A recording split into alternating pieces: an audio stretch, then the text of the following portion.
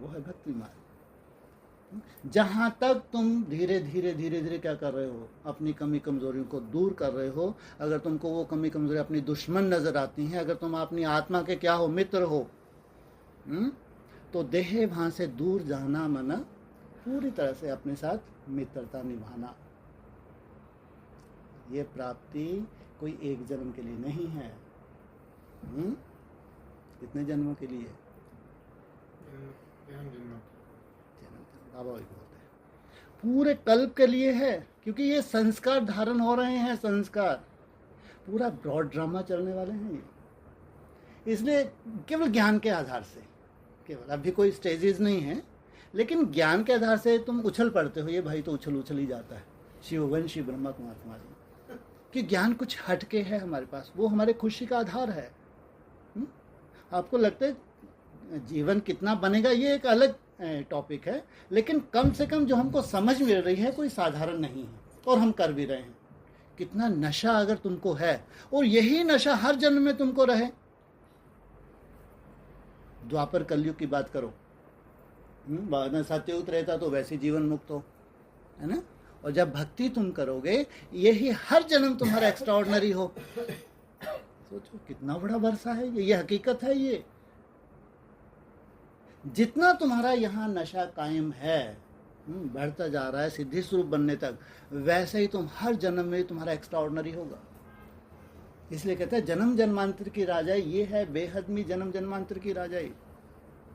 तुम कभी किसी के अधीन ही नहीं होते। क्यों नहीं होते भाई अधीन? यहाँ तुम अधीन नहीं रहे तो वहां कैसे तुमको कोई अधीन कर सकता है? स्वराज अधिकारी। ये है तुम्हारी पढ़ाई। इसलिए भगवान अगर पढ़ाई पढ़ाएगा कोई साधारण नहीं होगी, हो भी ना सके। अगर विधाता आया हुआ है, भगवान इस धरा पे है, तो साधारण पढ़ाई कैसे हो सकती है? और किसको पढ़ाने आया है? शरीर को? किसको? शरीर को? आत्मा को पढ़ाने आया है। अपने को आत्मा समझ मुझ बाप को याद करो। साधारण भाषा कितनी बड़ी बात है ये।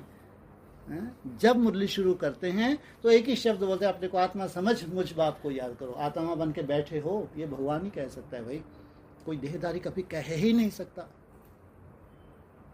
पहली लाइन में बोलते हैं, रूहानी बच्चे आत्मा बन के बैठे हो।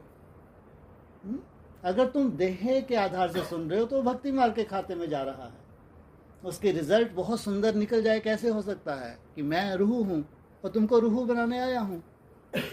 इसलिए तुम्हारे की शुरुआत ही होती है मुरली की, तो तुमको अटेंशन प्लीज बोलते हैं। आत्मा समझ कानों से सुनो, आत्मा समझ आंखों से देखो, एक दो को भी क्या करो।